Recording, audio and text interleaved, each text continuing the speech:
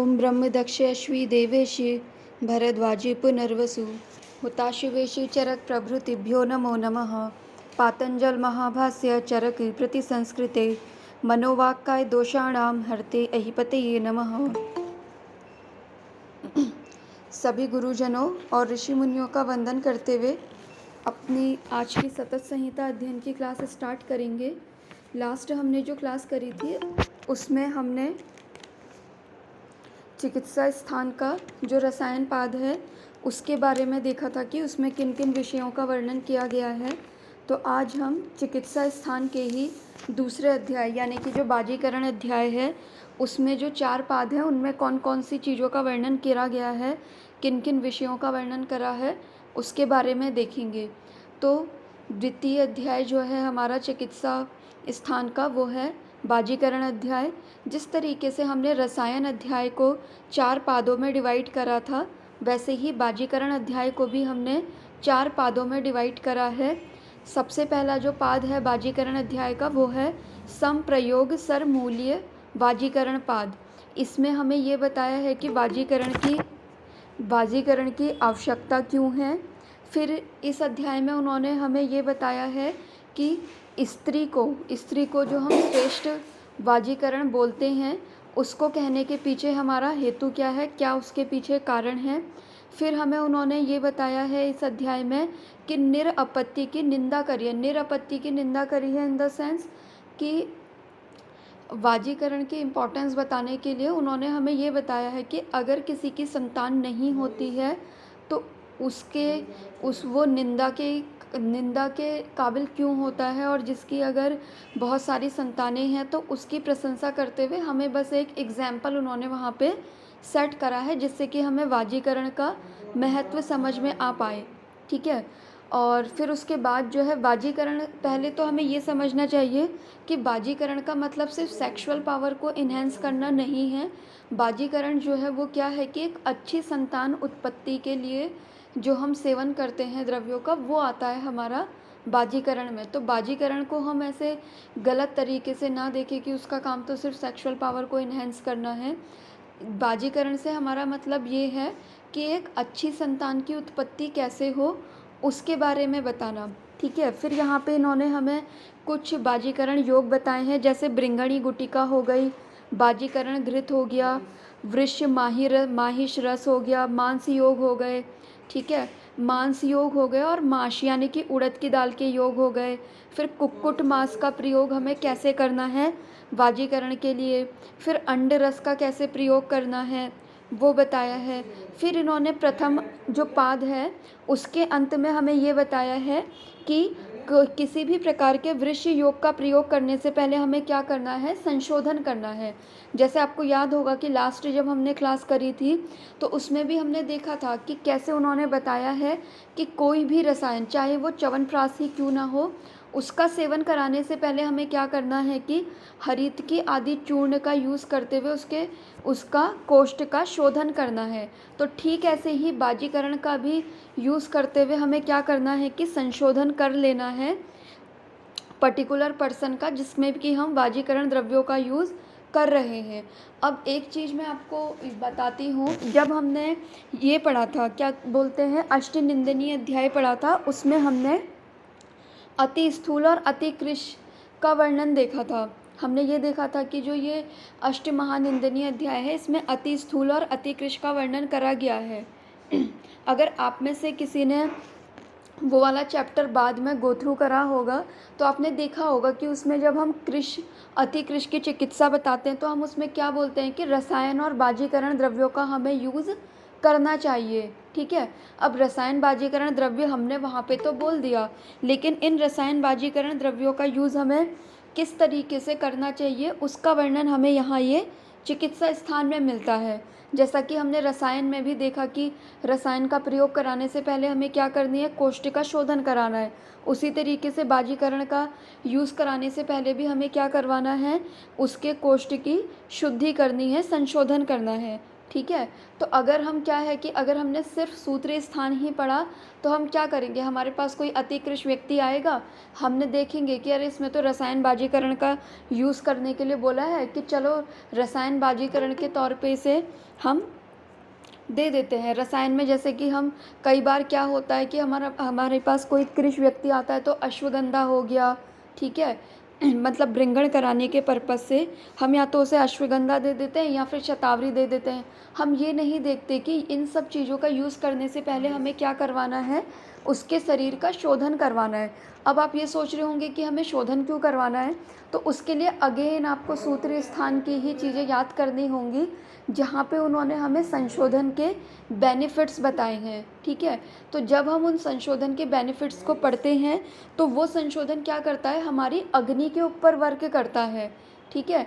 तो अगर हमने पेशेंट का संशोधन नहीं कराया, डायरेक्ट उसे रसायन बाजीकरण दे दिए, फिर चाहे हम उसकी सेक्सुअल वेलबींग के लिए दे रहे हैं या फिर हम उसमें अतिकृष्ट की चिकित्सा के पर्पज़ से दे रहे हैं, अगर हमने बिना शोधन कराए उसे रसायन बाजीकरण दे दिए तो हमें उतना अच्छा रिज़ल्ट मिलेगा नहीं जितना हमें मिलना चाहिए था। आपने देखा भी होगा बहुत से पेशेंट आपकी ओपीडी में आते होंगे जो कि अतिकृष्ट वाले होते होंगे या फिर सेक्सुअली उनको कोई प्रॉब्लम रहती होगी, उसके लिए वो सेल्फ मेडिकेशन कर रहे होते हैं, जिसमें वो कर क्या रहे होते हैं, जितने भी ये रसायन बाजीकरण वाली चीज़ें बताई गई है उनका वो खुद से ही यूज़ कर रहे होते हैं। जैसे कुछ लोग क्या कर रहे होते हैं, वेट गेन के लिए अश्वगंधा ले रहे होते हैं, शतावरी ले रहे होते हैं, फिर भी वो क्या कहते हैं कि एक लिमिटेड टाइम तक तो हमारा वेट गेन हुआ था लेकिन अब फिर से क्या है कि वेट लॉस होना स्टार्ट हो गया है और वेट जो है अब इसके आगे गेन ही नहीं हो रहा है।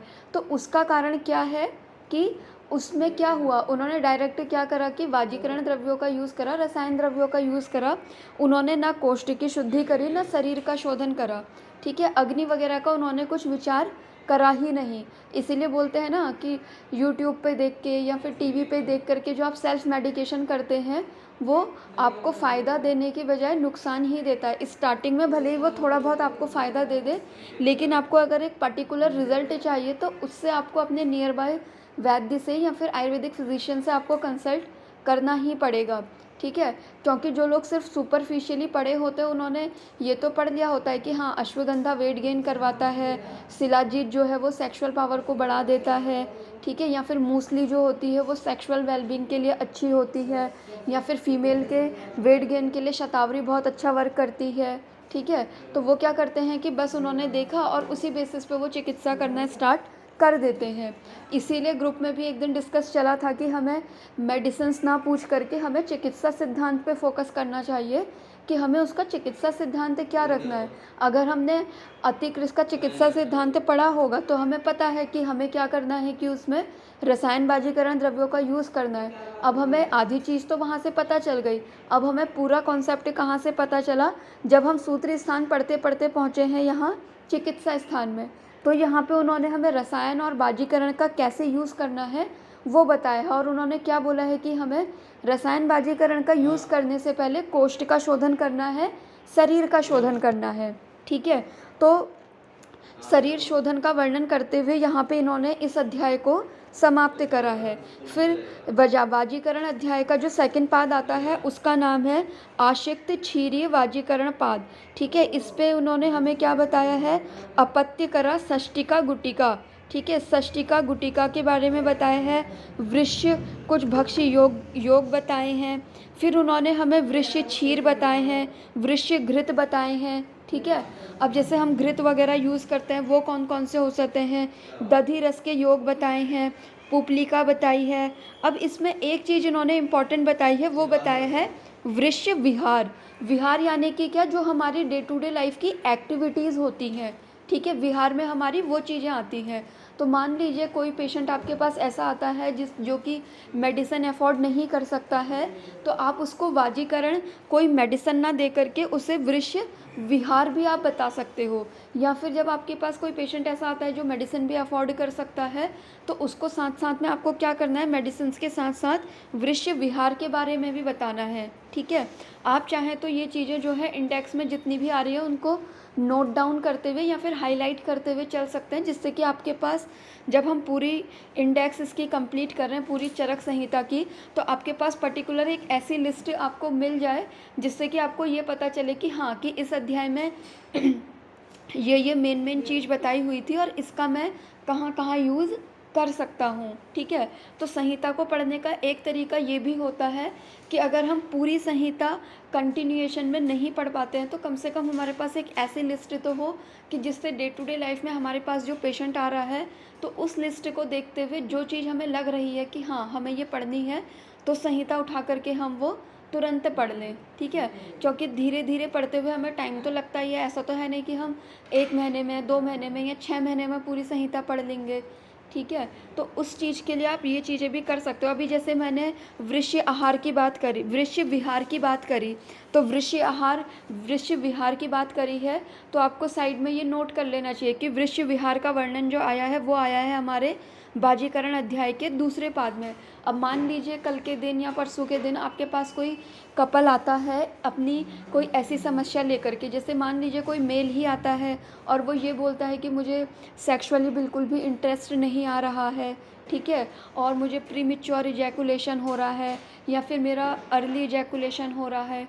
ठीक है, या फिर इरेक्टाइल डिसफंक्शन की मुझे कोई प्रॉब्लम आ रही है, तो और वो ये भी बोलता है कि मैं कोई मेडिसिन नहीं लूँगा क्योंकि मैं ऑलरेडी सोशल मीडिया पे देख करके या फिर जो नॉर्मल जो डॉक्टर्स होते हैं उनसे बहुत सारी मेडिसिन्स ले लिया हूँ, तो मैं मेडिसिन नहीं खाऊंगा। ठीक है, तो आप क्या कर सकते हैं, उसको मेडिसिन ना बता करके उसको आप वे वृश्य विहार फॉलो करने के लिए बोल सकते हैं, जिससे होगा क्या कि जब आप पेशेंट को बिना मेडिसिन दिए हुए भी रिज़ल्ट देंगे तो उससे क्या होगा कि पेशेंट का एक फेथ बढ़ेगा। ठीक है, क्योंकि अभी रिसेंटली ही एक मेल पेशेंट मेरे पास आ करके गया था और उसने आ करके सीधे मुझसे यही कहा कि मैम अगर आप मुझे गारंटी देते हो इस चीज़ की कि मेडिसिन लेने से मेरी ये प्रॉब्लम सही हो जाएगी, जो मुझे प्रीमेच्योर इजैकुलेशन की प्रॉब्लम हो रही है या फिर मेरा जो टाइमिंग प्रॉपर नहीं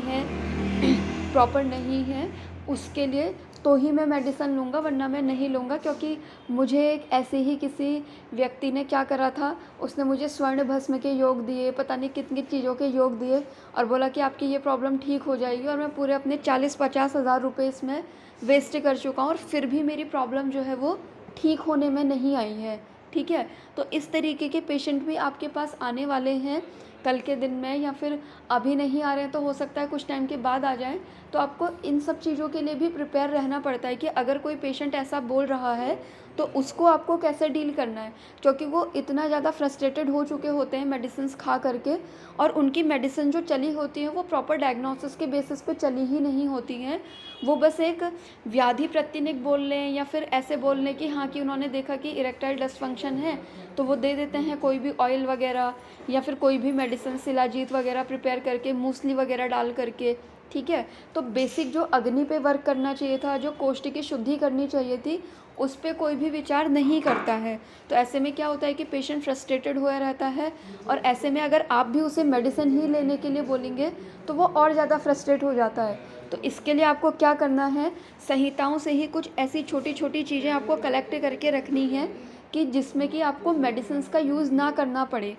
ठीक है, तो वो क्या हो सकती हैं, एक तो जैसे मैं वृश्य विहार आपको बता दिया, इसके अलावा क्या है कि वो खाने में क्या ऐसी चीज़ें ले रहा है जो कि उसकी सेक्सुअल लाइफ को डिस्टर्ब कर रही हैं। ठीक है, तो मोस्टली क्या देखा जाता है कि जिसमें प्रीमेच्योर इजैकुलेशन है या फिर इरेक्टाइल डिसफंक्शन है, तो उसमें कहीं ना कहीं ऐसी चीज़ें मिलती हैं जो कि रस धातु की दुष्टि कर रही होती हैं या फिर पित्त दोष का इम्बैलेंस कर रही होती है। ठीक है, या फिर कहीं ना कहीं उसकी बॉडी में अवरोध मिल रहा होता है आम दोष की वजह से। तो वो जो भी ऐसी चीज़ें कर रहा है अपने हेतुओं में, तो सिंपली आप उसके हेतु बंद करवा करके उसको ये वृश्य विहार फॉलो करवा सकते हो। ठीक है, जब उसको इन सब चीज़ों से रिलीफ मिलना स्टार्ट हो जाएगा तो बाद में वो आपके द्वारा बताई गई मेडिसिन भी लेगा ही लेगा। ठीक है, तो वृश्य विहार के ऊपर फोकस रखिएगा, जा कर के इसको पढ़िएगा भी कि वृश्य विहार में उन्होंने कौन कौन सी चीज़ें बताई हुई हैं। फिर इसके बाद बात करते हैं वाजीकरण अध्याय के तीसरे पाद की। तो तीसरे पाद का नाम है मांस पर्ण भृति वाजीकरण पाद, ठीक है। इसमें उन्होंने क्या बताया है, गो क्षीर वाजीकरणम, यानी कि गाय का जो दूध होता है वो किस तरीके से बाजीकरण की तरह यूज़ हो सकता है। अब इसमें इन्होंने कुछ जो गाय गाय जो है उसकी कुछ इन्होंने विशेषताएं बताई है कि आखिर कौन सी गाय का दूध जो है वो बाजीकरण के पर्पज़ से यूज़ होगा, ठीक है। तो जब आप ये चैप्टर पढ़ेंगे तो ये चीज़ें आपको क्लियर होंगी। उसमें उन्होंने पर्टिकुलर बताया है कि वो जो गाय है वो पर्टिकुलर इसी चीज़ के पत्तों का भक्षण करती हो, ठीक है। फिर उन्होंने क्षीर के कुछ योग बताए हैं, प्रथम द्वितीय तृतीय। फिर उन्होंने कुछ वृक्ष पिपली के योग बताए हैं, कुछ पायस योग बताए हैं। फिर इसमें जो एक चीज़ बताई है उन्होंने वृक्ष शतावरी घृत का वर्णन करा है, ठीक है। वृक्ष मधुक योग बताए हैं। तो जैसे कि अभी हम कॉम्पिटिटिव एग्ज़ाम की तैयारी करते हैं, जैसे पीजी हो गया या फिर और कोई हो गए, तो उसमें भी कभी कभी ये चीज़ें पूछ ली जाती हैं कि सबसे पहले तो कभी कभी ये पूछ लिया जाता है कि वाजीकरण का जो तीसरा पाद है उसका नाम क्या है, ठीक है। फिर ये पूछ लिया जाता है कि शतावरी घृत जो है उसका रेफरेंस कहाँ आया हुआ है। फिर वृक्ष विहार जो है उसका वर्णन वाजीकरण पाद के कौन से पाद में आया हुआ है। तो जब हम पूरी संहिता पढ़ रहे हैं तो क्यों ना हम इसको थोड़ा बहुत इस तरीके से भी लेते हुए चलें, इस चीज़ का ध्यान रखिएगा।